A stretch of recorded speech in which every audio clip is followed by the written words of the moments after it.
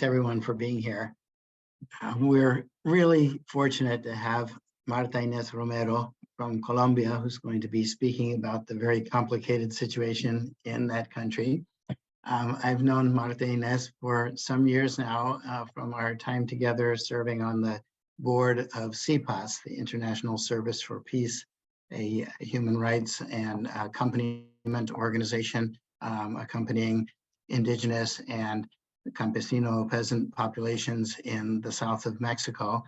Marta Inés is a longtime activist, social development professional with over 3 decades of experience working in this field, particularly working in the areas of humanitarian relief, peace building, and conflict transformation, all of which are themes that are particularly relevant, of course, to the current situation in Colombia.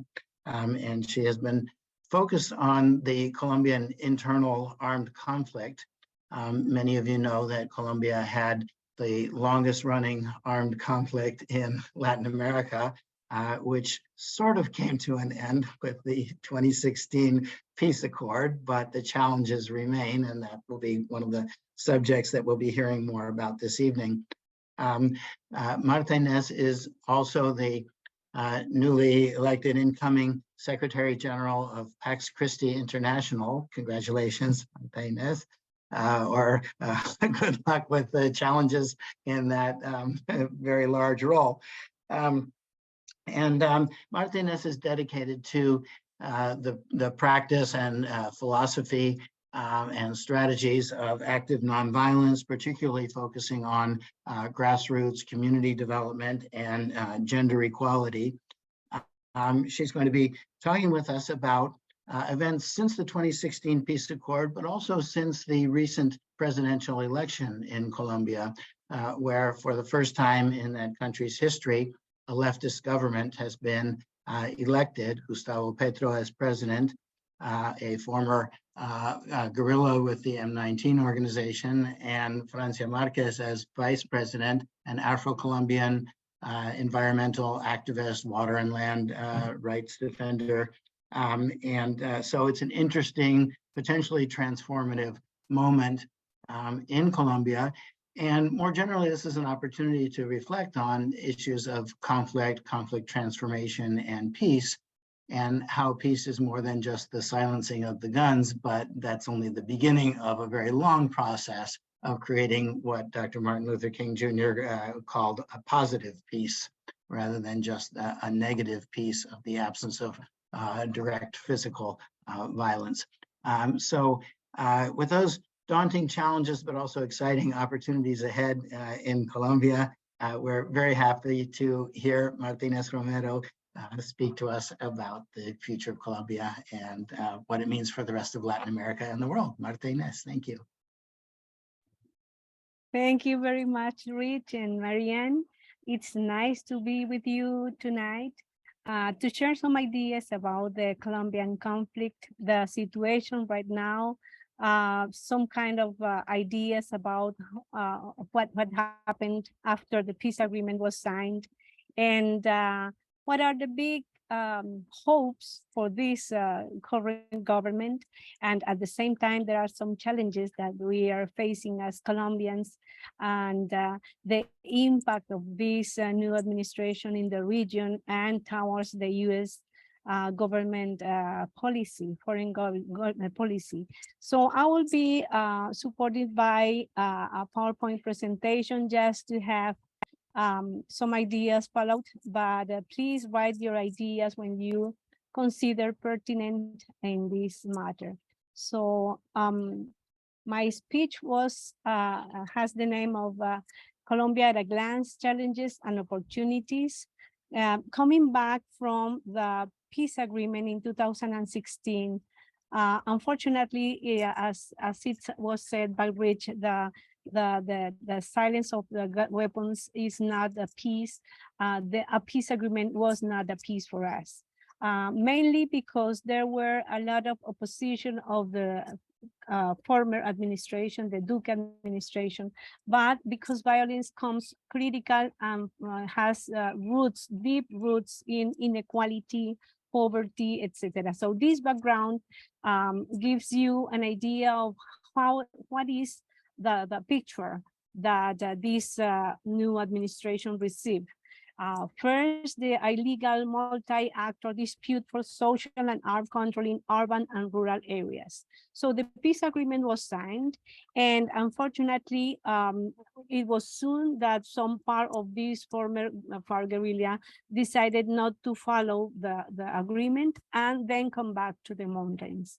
ELN, the other big group with some origins in the theology of liberation, with some roots with the peasants in some regions so strong, they didn't continue the process because of big differences with Duque administration. So he decided to disrupt the dialogues, and narco traffic has caused a lot of problems in linked with paramilitaries attacking social leaders, etc. So it is not easy to understand Colombia because it is not one guerrilla group or two, but many multi-actors factors causing violence in the urban, but mainly in rural areas.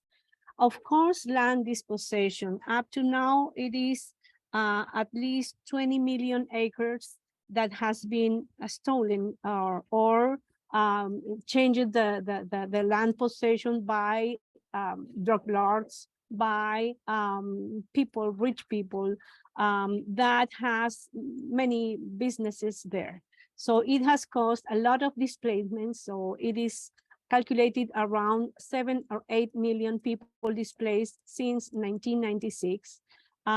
Some of them have not come to their lands, to their original lands, and it is a problem not solved because every year has more than 130,000 people displaced. Some of them internal displacement, some from some municipality to the other or to the big cities. Inequality, Colombia with Chile are the highest, has the highest rates in inequality. The percentile, the 10% of rich people have 42 times more than the 10% of people, the poorest. So it is a big gap between rich and poor in Colombia. Of course, after the signature of the peace agreement, it was an idea of having a rural reform, but considers it will be a process of restarting the agricultural tradition of people instead of illicit crops, but it has not been possible because the former administration didn't support that idea. It is a fact that in many ways there was a slowdown of the peace agreement implementation. Colombia doesn't have not only has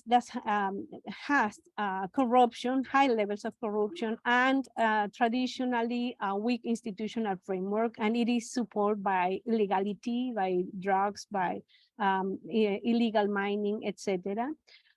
There's no full guarantee of the right to life. So for this last year, let me show a map on that later.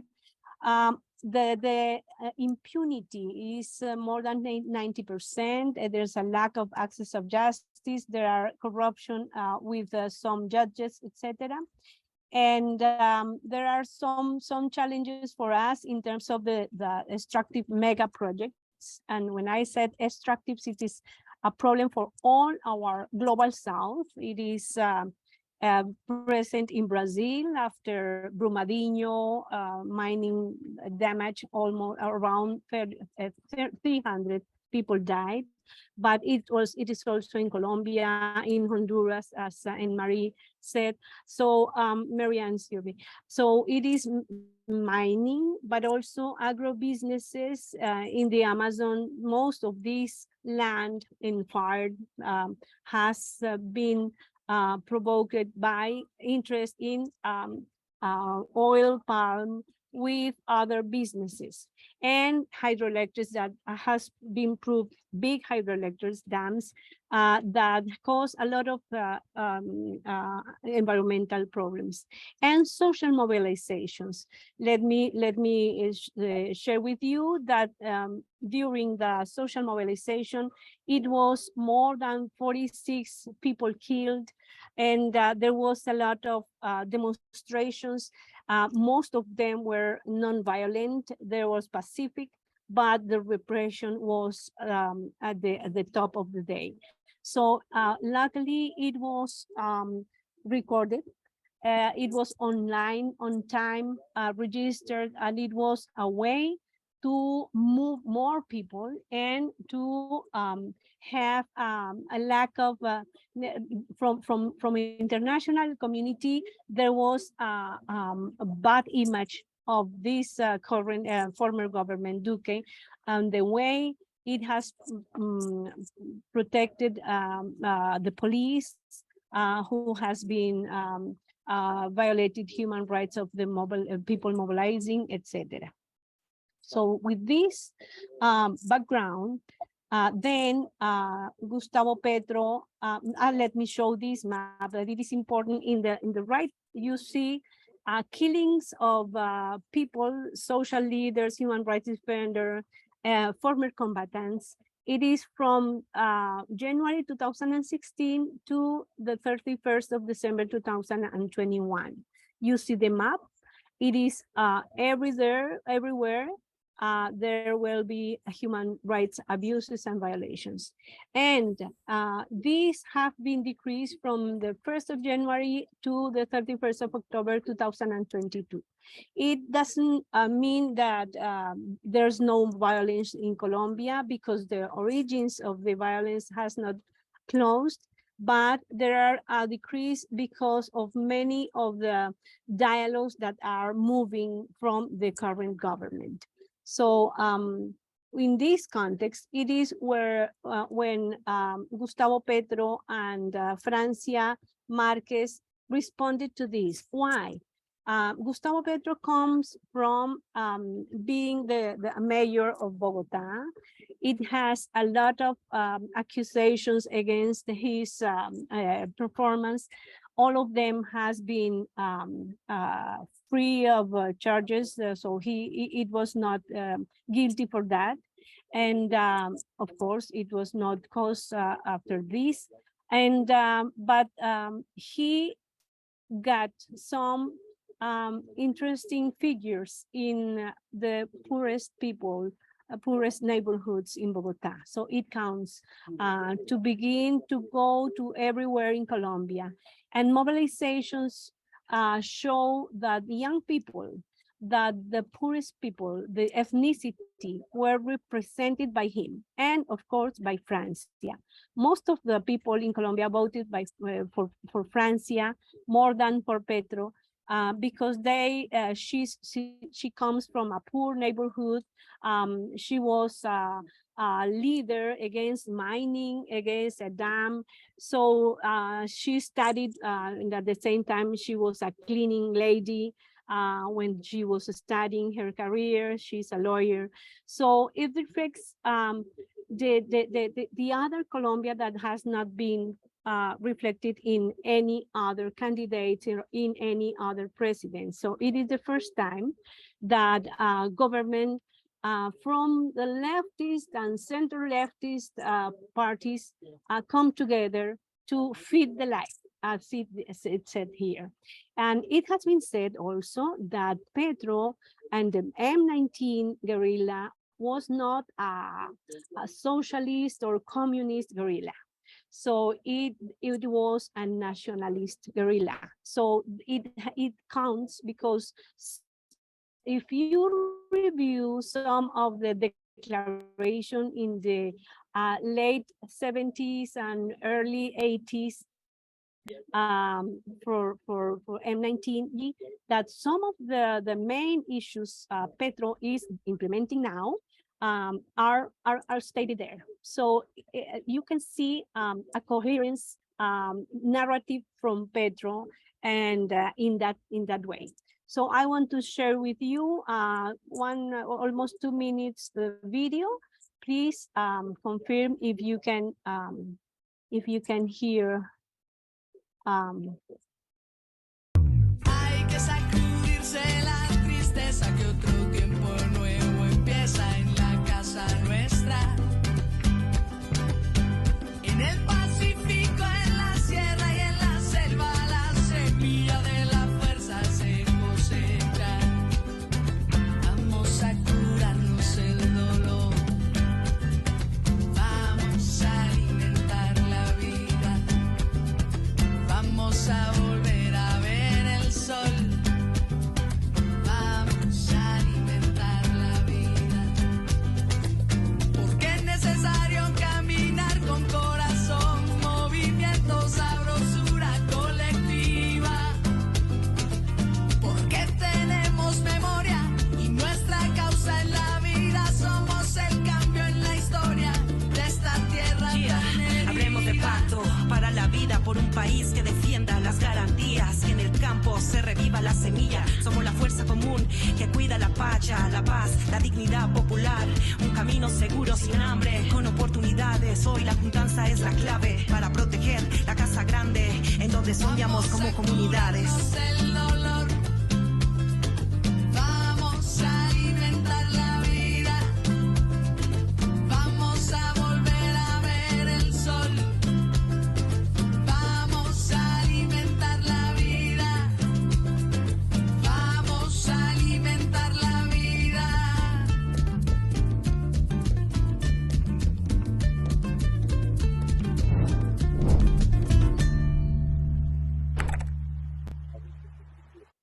Hay que sacudirse la tristeza que otro. Okay, so it was you can see some. Is it okay, the image? There was some challenges. The image is Did you not hear? here now. Okay, so as you can see, there are some characteristics that it was reflected in the electoral process. First, a lot of hope and happiness. The issue of poor people, the peripheries present there, the Afros, Indigenous, etc. The issue of let's heal the pain. The issue of the memories.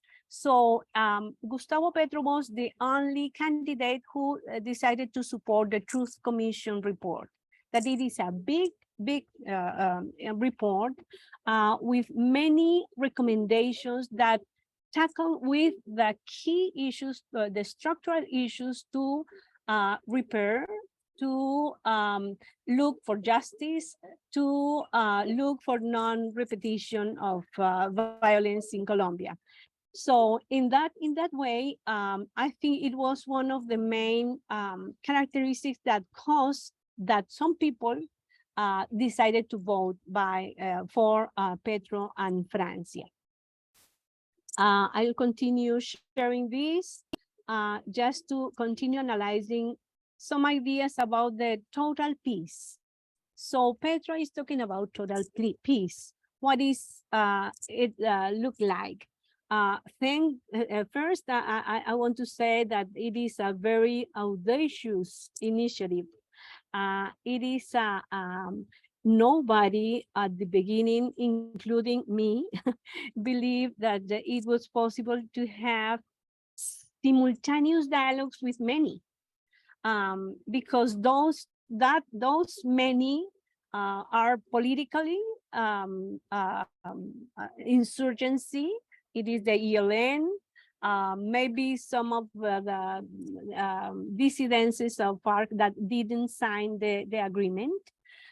In the case of the New Marquetalia, the idea is that because they signed and then retired of the peace agreement, they're not under a special political treatment, but as the others. And people, armed illegal actors with a lot of problems in human rights abuses or violations coming by the drugs, etc. So it is a very audacious initiative. And now, because this is another key point, Petro got the majority in the Congress, in the Senate, and the Camera. So it has legally approved, so it has all the possibilities to implement the dialogues. The idea of includes political insurgency and illegal narco and paramilitary groups gives a lot of challenges.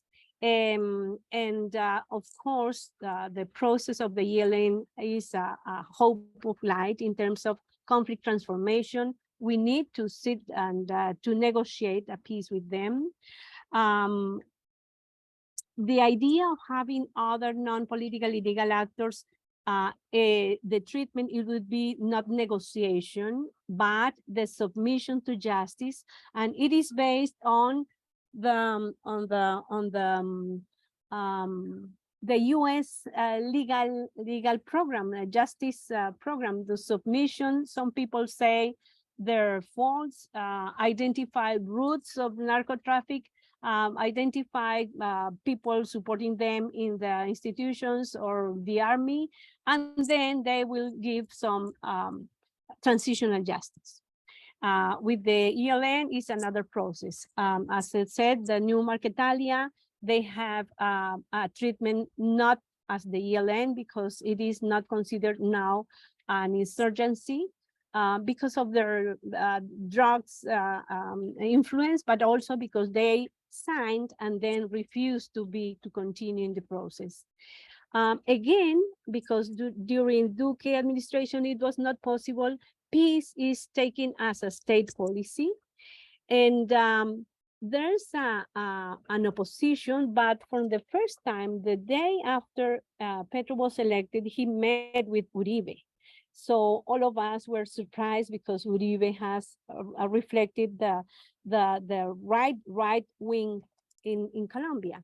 So these dialogues with them, the agreements with the Conservative Party, with some liberals that are not definitely in the left position, but the name of these people, of this person coming from the union of in the opposition, in the delegation, in the former delegation now for this process with the ELN, gives another approach.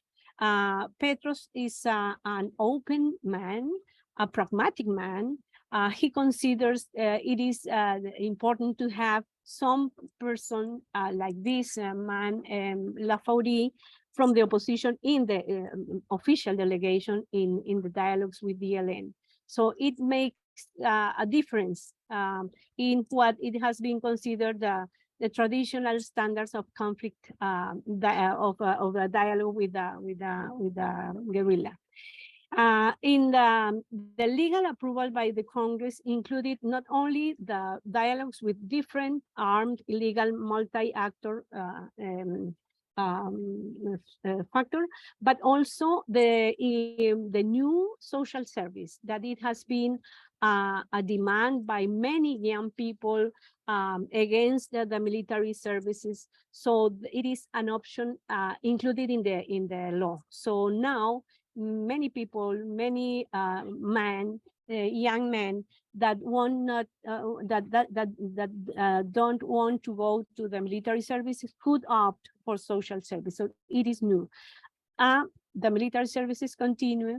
The issue of naming a lawyer coming from Guatemala, from the UN Commission Against Corruption, as the Minister of Defense, gives a lot of information about how is he reflected in the issue of human rights respects, human rights standards. and the issue of decided to go to retirement. So more than 50 officials, high officials. And in this process, the total peace, the experiment, the laboratory in the Pacific in Buenaventura. Buenaventura has a very modern port. It is the biggest port in the Pacific. The other in the Atlantic is Barranquilla. But the town, Buenaventura, is the poorest of the poorest. Although this is the port where all the things comes and goes. So people, the narco traffic and the corruption and paramilitaries were out of control. And it has a very good bishop there and very good missionaries. So it was an agreement, not signed, but agreement, formal agreement with the two groups confronting. And for the past months, I think for the past 2 months, there is no any murder. So it gives a kind of things that this administration is committed in the issue of peace. So there was an announcement the 1st of January of the 31st of December, announcing that there will be a ceasefire with 5 groups. One was the ELN. So Petro announced that at the last day of 2022, the New Marquetalia, and I think 3 groups by narco and paramilitaries groups. So it was a mistake from my perspective, because it was not a decision negotiated with the ELN. So the ELN immediately produced a report saying, no, we are not in a decision of ceasefire. It should be discussed in the table. And I think some kind of good intentions are not enough. So Petro has to come back to this and to have a new decree without the ELN. So it is an issue that could be taken as a mistake by many, but most of that could cause distrust, mistrust, desconfianza from the ELN in the process. So these kind of things should be taken more carefully in the future. And I hope the government, the delegation, and the High Commissioner are learning about this. Let me continue with the presentation. I'm almost there. So what are the main challenges for civil society organizations and social movements?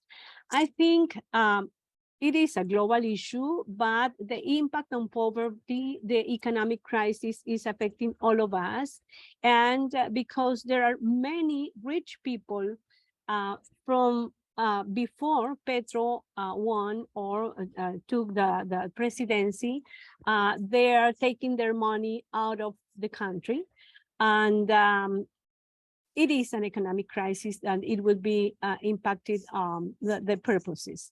The total peace, as I said, I think it is a good intention, a good strategy, but towards those who take up arms are never enough. So it needs to have some concrete advances and concrete steps to give the citizenship some hope and some security, to be more comfortable with this audacious initiative. For sure, Petro is accomplishing with all the big reforms. Now it is ready, the tax reform, and it is in process the health, the pension, and labor reforms. But I think there would be good ideas and good laws because of the majority in the Congress, but it will be negotiated with this right-wing, the opposition, and of course some right-wing people in supporting the administration. And although Francia has a lot of coverage in the media and beautiful messages, not only in Colombia, but also in Brazil, in Chile, after the presidency, she has lost prominence. And some people say, why? And she said, I'm working, I'm visiting communities, I'm not pretending, showing my image so hard. And now it has been the creation of the Ministry of Equality, that it was a promise in the process, in the electoral process. And it gives a lot of opportunities for women, for ethnicity. There are some concerns because we know, as it has happened in the past with Petro in the Bogota administration, that if Francia is a minister, she will be under investigation by the Congress. If she is vice president only, she's not under this pressure. But she's very optimistic about this process, and we, all of us, know that she's accompanied by very talented people. So what are the strategies from my perspective in terms of this new administration is focused on peripheries, in ethnicity, and in the tackling with inequality. So the idea that most of civil society organizations are working with the social movements is creating a safety environment for people. So in that way, advocacy towards the United Nations, towards many, the European Union, towards other governments, the Inter-American system, creating spaces for narratives and catharsis, because there's a lot of trauma healing to do. And the Truth Commission report has some recommendations that tackle with these narratives for reparation, for healing, for non-repetition. The reconnecting, and of course, it is said that half of the voters were against Petro, and a little bit more than half voted for Petro, but it is a divided society. So I noticed that in Chile, coming back from there in September, it is an evidence in Brazil, it is an evidence now in El Salvador. So polarization is one of the issues, and as we know, the fake news are divided more the people. So one of the strategies is to reconnect, to generate dialogues with the other, not the enemy, but the other that has been different of my needs or my interests, but it is part of my community. We are, as a civil society organization, supporting the building of their own local and national platforms. So it counts, and it was reflected in the mobilization. And of course, the advocacy at the national, local level. And I think there is a conciliatory spirit, search for consensus by the Petro administration, a willingness to respect democratic rules, and an intention to carry out major social, economic, and political reforms. It depends on Colombians, but also on others. So I have some ideas about how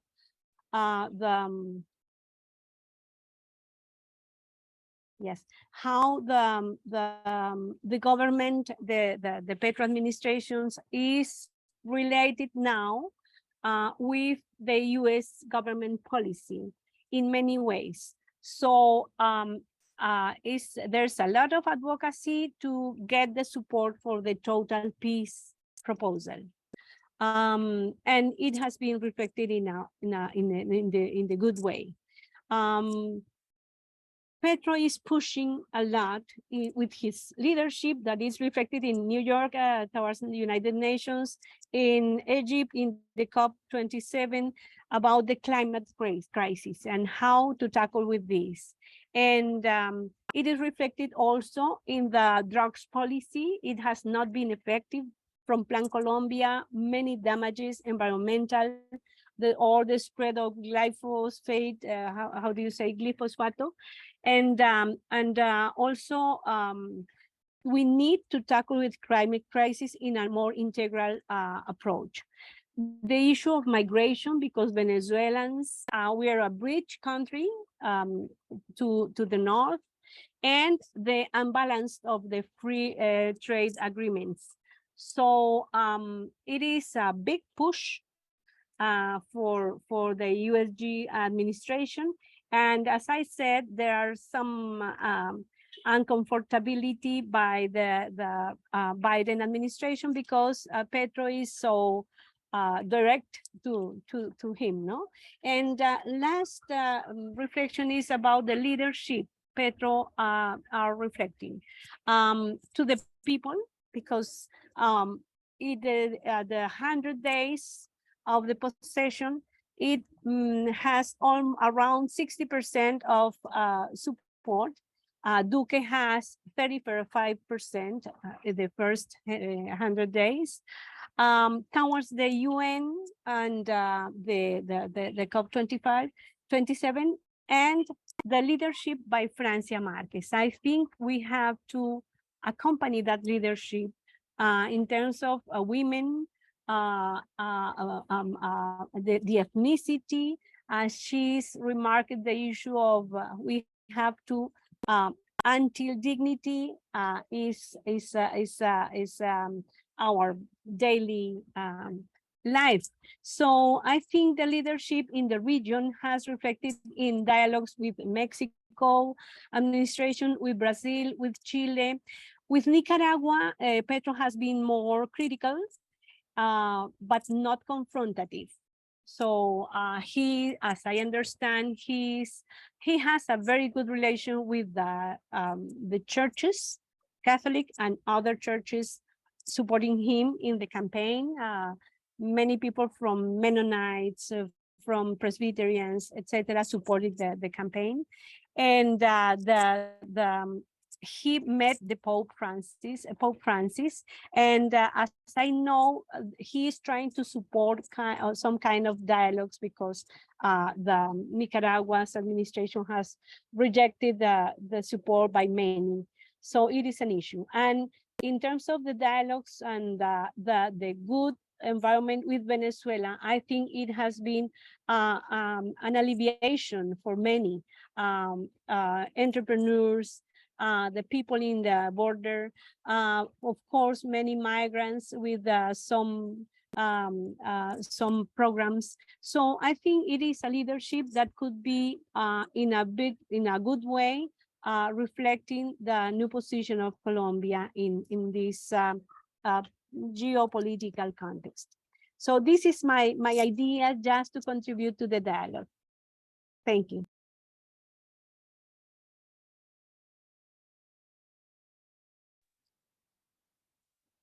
Thank you. And to continue the dialogue, we already have a couple of questions in the chat, and then I invite others who have questions to either put them in the chat or use the raise hand function if you would like to ask your question.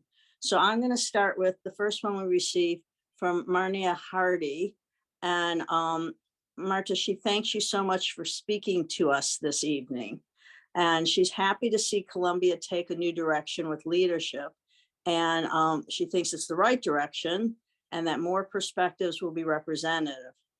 However, we all know what happens when there's a popular leader who doesn't have a neoliberal agenda in line with what the US wants. What are your thoughts and speculations, worries with regards to a possible coup backed by you-know-who?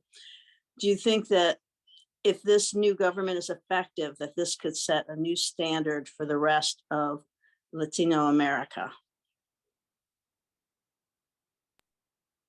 Yes, related to the USG administration, as I know, it has a good dialogue in terms of the issue of the peace. There's not a comfortable position because Petro decided it is in process, but maybe he will buy some planes for the military from France. And it has been a decision before the Petro administration, but Petro supported that mainly because the army called for a change because of the old equipment, and it could be damage for the new policy, more focused on the on supporting the new rural reform, protecting people from drug lords if the dialogues doesn't get a good result. And I think the way that he's doing so, it is the best way. The Minister of Foreign Affairs is a conservative man, very near to the FARC, but also very near to the traditional conservative old people.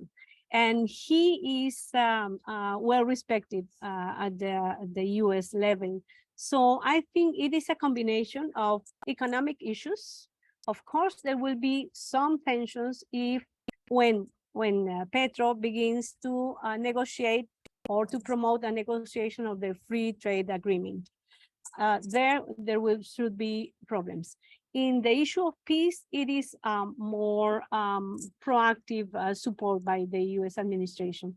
But let's see after 1 year if the proposals by Petro can be uncomfortable for the Biden administration. Another issue that I think it is important to mention is that all the statistics about the drug policy by the US has not been effectively. So it has been failed. So he remarked all the time this, a lot of money causing damages, attacking the weakness, the weakness part of the chain that it is the coca crops. And so the idea of tackling with bank people, with the intersection of the drugs out of Colombia, it is the idea to change the policy. And in that, it is heavily supported by the former President Santos and other leaders. So maybe this could be a negotiation about the US policy towards this issue. But in terms of peace and human rights, I think there are some things that could fit. In terms of economic issues, there would be tensions in the future. It is what I suspect. Thank you. The next question is from Rich, and he thanks you for an excellent presentation. And he wants to know, what will it take in the long run to persuade the oligarchy and the transnational corporations to accept a peace that will reduce their profits and privilege? Yeah, it is a very good question. It begins with the tax reform that tackle with the richest people. Of course, it will be more, it is a process, and some of the richest people are not comfortable with this tax reform, but they are not confronting. My suspicion is that they are trying to, in some way, to affect the image of Petro in many fake news or some mistakes, but because after 200 years, it is the first time one person not from the oligarchy leads the country. So there will be for sure some mistakes. We expect they are not so serious mistakes, but they are waiting for attacking in any way. But the way that this tax reform was negotiated in the Congress counted with some conservative people. And it is now a reform that affects the richest people. So I think it is a beginning. The idea in the near future is to present another reform that tackle with big corporations, mainly foreign corporations that are protected by taxes as in other countries that not reflects the amount of richness that they get from our resources and natural resources. But it is in the future. For now, the tax reform do tackle with these rich people to pay more taxes. Yeah. Thank you. I want to remind people, if you do have questions or comments, you can either put them in the chat or you can use your use the raise hand function, and I'll call on you. So our next question is from Lynn Kirkconnell, and she asks, are there many immigrants into Colombia?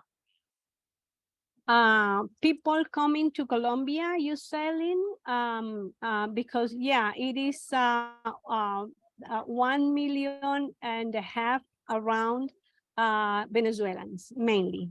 There are few people from Haiti and some people from Africa. Incredibly, they cross from Brazil, from the south, from many places, and it has been relevant because there's a little town in the border with Panama. In this jail, it is a closed jail. The jail, yeah, the forest, and in this little town there are more people, migrants, than people from that town.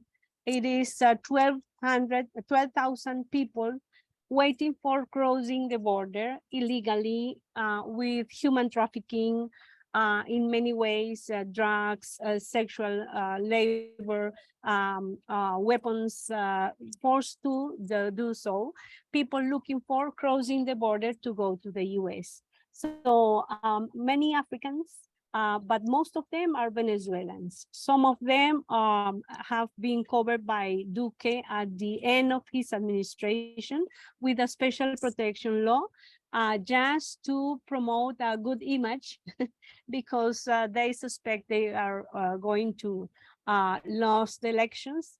And Petro has promoting the inclusion, especially in sexual and reproductive rights for women, Venezuelan women and others. But it is the biggest amount of Venezuelans in the diaspora are in Colombia.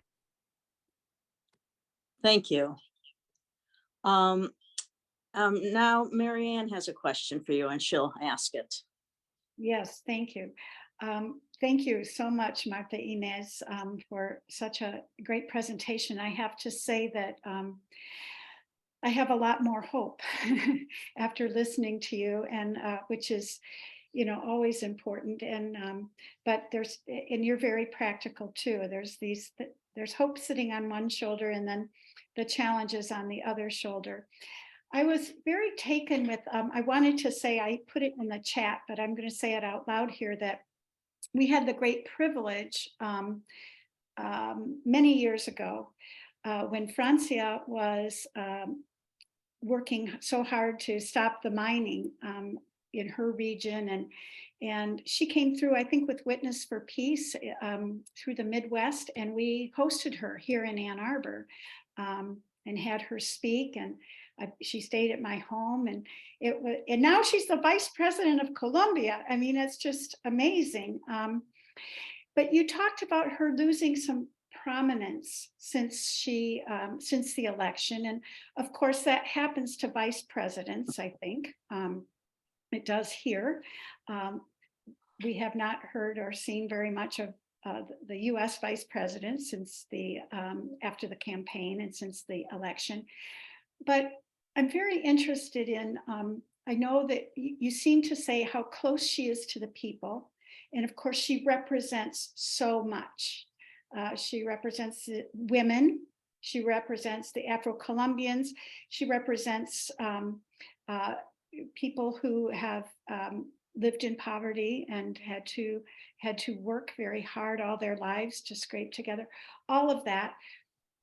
But I'm interested more in if you could elaborate a little bit more about her losing prominence. And I understand, I mean, I love her answer. I'm working. I don't have time to go around worrying about my image. But it's interesting to me that, you know, you call the president Gustavo, but you don't call Francia Marquez. And I think this happens to women a lot. I'm thinking about Hillary. You know, we call Biden Biden. We call, you know, the other guy, I don't want to say his name, but can you talk a little bit about that and what image she did have, and what this means for women in Colombia? Yeah, thank you for that question, because I think most of my friends voted mainly for Francia than for Pedro. And when we said Francia, it is a woman that has built an image, a strong image, full of tender. Also, she reflects to be strong, and she answers strong when she needs to do so. She's a woman full of light. And I suspect, because it is not Francia, Francia was part of the movement of the Afro-descendants movement, but now Francia is part of the big movement. Not only women, but most of them women, feminists or not feminists, but also many people from the academy, for example, respect her a lot. And when I say it is not only Francia, is because she is reflecting, she is defending the cosmovision of many in Colombia, and she deserves to do to this movement. So when she's talking about something, she's talking with the plural multiplicity of voices behind her, or besides her. And I think I suspect, because I know well the leaders of this movement, the Proceso de Comunidades Negras, and I know well them from decades, and I know that they have, as they came from slavery, they have a very good long-term approach. So it is a long-term purpose, goal. So when she was not visible after the presidency, it is because I think it is pretended or not. It is my question. And when he said, I'm working, I'm visiting people. And yesterday there was a bomb in the place where her family lives, in the small town in Cauca. And it was deactivated, the mining by the Secret Service. I know she's under threat, and but the way that she's doing things, I think it is more wisdom, more strategic than a 4 year term. So I think I trust her, and I know that many people trust her, many women trust her, because she reflects the way to the dignity without looking a high performance with the important people, but a humble way to act. So I think we have to learn a lot from her. And of course, Gustavo Petro is another character full of intelligence, arguments. When someone asks him anything about economy or politics, he is contextualizing from the past, from the history, from the geopolitical issues.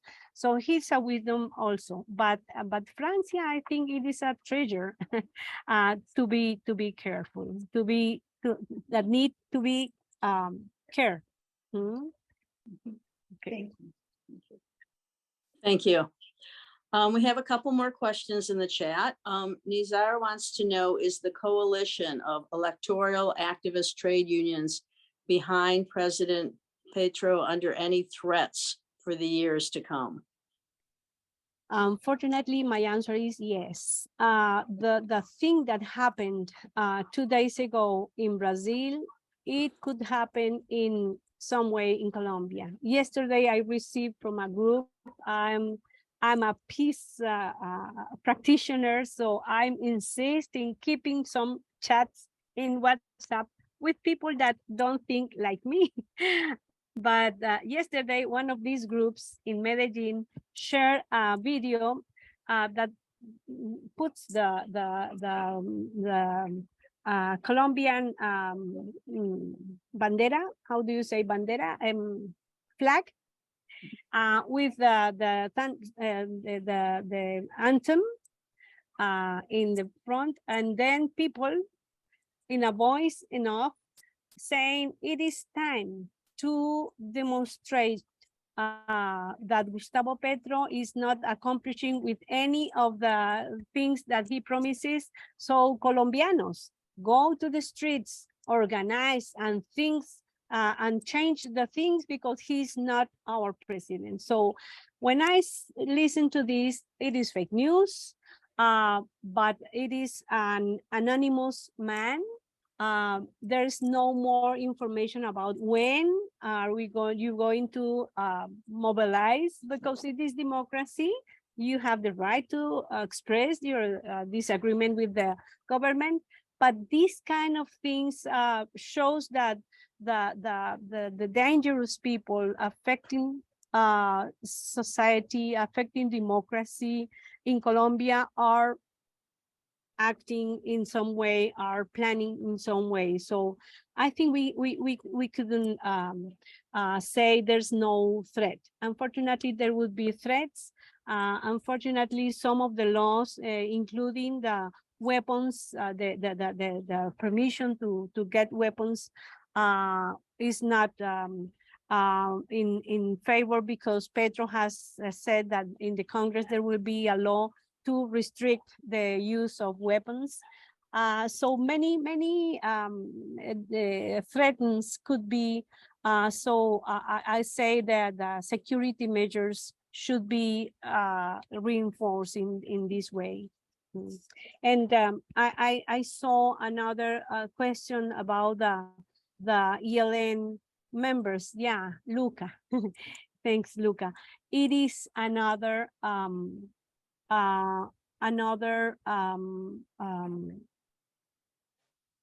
problem. I think that with the ELN, it's a different way of negotiations. Although FARC negotiation was very innovative, including the ethnic chapter and the women's rights chapter, that it was not because FARC wants to do that, but because women and ethnicity were in Havana advocating, pressuring for these chapters. But with the ELN, it's quite different. So it is not easy to negotiate with them, because they say we need not only social reforms, structural reforms, but with civil society organization and social movements present. So it is more complex. It will be more complex. At the same time, I think because it involves a lot of people, if it gets some steps advancing in the process that we expect, for sure there will be less opportunities to target some key people from the ELN to be killed, because there will be many people, not only people near to the ELN ideas, but many people from civil society organizations acting, dialoguing, proposing. So I think we should learn from the past. The Truth Commission report is really hard with the institutionality, because it failed in protecting people from the Unión Patriótica. And now I think the United Nations, Norway, Sweden, the US, many other countries, of course, the Venezuela and others, Mexico, Chile, are supporting this process and will be supporting this process in many ways, not only with cooperation, with funds, but also politically. So I think coming from the Truth Commission report, the experience with the UP, the Unión Patriótica, we are learning about how to protect these people once they finally get the demobilization that we expect it in 4 years or less, no? And Pedro says it is not enough 4 years. And some people consider that he's trying to change the constitution to, as Evo Morales did, but no. He has said all the time it is 4 years, but we expect to have another 4 years with someone who follow our proposals. Thank you. Rich asked, what kind of US and other funding commitments have been made to implement the total peace plan? And in particular, what are the challenges of resettling the 7 to 8 million displaced people after the long armed conflict? Sorry, could you please write the in the chat? Oh, it's in the chat. Okay. Let me see. Oh, actually, it's not. It was just a direct message to me. So I will. Rich, Okay. do you want to send that in the chat? Okay, or why don't you just say it? So yeah. It might be easier to read it. I'll just cut and paste it if I can find it. Thank you. There it is.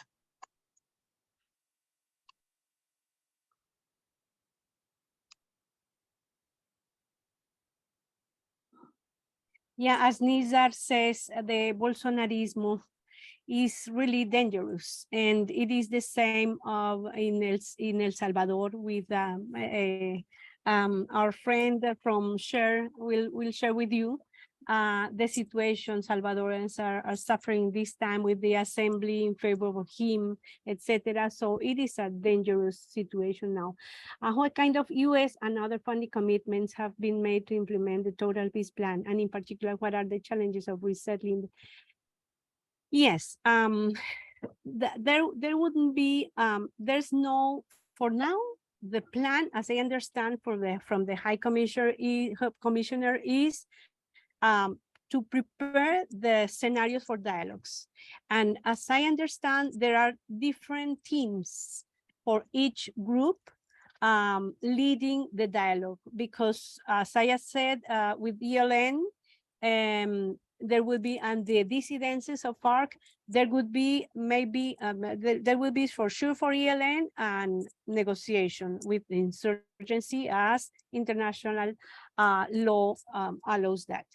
And with the dissidences, maybe there will be a similar process, although they are involved in narco traffic, but they continue having some kind of political profile, but it is in analysis. And with the other three, there will be the submission to the law. So una entrega, they will give information, they will decide to leave the arms, and it is so complex because, and it will cost a lot, because narco traffic is a very profit business, and especially if there are some another some other actors like Sinaloa cartel and Jalisco cartel that are in Colombia, directly in the regions. So it is not easy. So for now, it is not planned to seize the amount of contribution that Total Peace needs. For sure, there will be in the near future more clarity on that and which kind of support the international international cooperation needs to have for this total peace. And I think it would be coming from the peace agreement implementation, it would be directly to specific issues. For example, if this group, the autodefensas gaitanistas that are strongly linked with landlords, paramilitaries in many places, and have all the drug business, there will be some kind of reintegration to their communities process. So it needs money for their ex-combatants, but also for the communities receiving them. There should be a transitional law. And of course, there will be this transitional law for the FARC process. It was up to 8 years, not in jail. It is more restorative justice. So they will be the FARC. They will be working in farms, in repairing bridges, in doing things for repairing the damages that they're causing many places in Colombia. And in this case, I can imagine there would be social and economic support for the reintegration of these people. But there would be more time for that. So I think it is a very, very beginning of the process. So let's see. For sure, they will need a lot of money. And in the challenges of resettling the 7 million displaced people, I think it should be tackled by the development plan that it was built in a participatory way. It is the first time that a development plan for the 4 years has built in dialogues with 50 cities in Colombia, big or small cities, collecting information, needs, reporting from people. And it is the difference of in the past, there are technocrats doing the plan. In this case, there are people receiving information from the government in 50 cities for 4 months. And now they are collecting all the information to present to the Congress in the project. So I think in that development plan, Plan Nacional de Desarrollo, there will be some allocation for former displaced, because some of them are more than 20 years displaced. Some of them don't want to come back to their land. Some of them, for example, there are some problems because some old people wants to come back to their places, but their children don't want to go back because they are in an urban area. So this is a big challenge. So I think it would be mainly by resources from the National Development Plan, from World Food Program, from in the past from BPRM. The State Department has a program for migrants, so BPRM supported a lot in the 2000 up to 2010. I knew a program by BPRM, the Bureau for Migrations from the State Department. So maybe it continues because it has happened in the past. Thank you so much. I'm going to turn it back over to Marianne.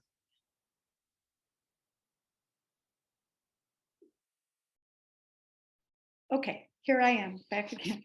Thank you. First of all, one of the limitations of Zoom, Marta Inés, is that you can't hear us clapping.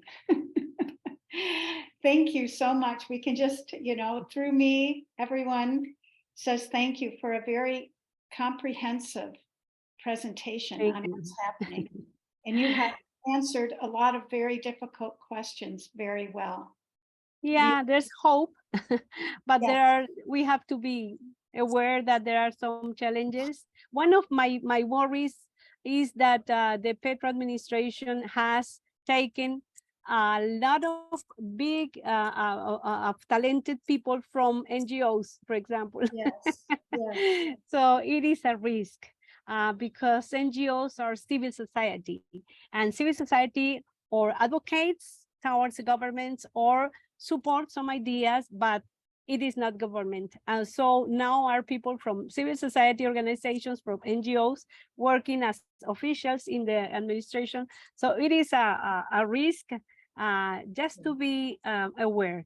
But I think the hope it's felt mainly by poor people in the periphery. So it counts a lot. So Petro has to be careful about avoiding populism, but thinking in the common good. So I think it is the big challenge for him. And we are looking at him. So watching and caring that he doesn't take the short road.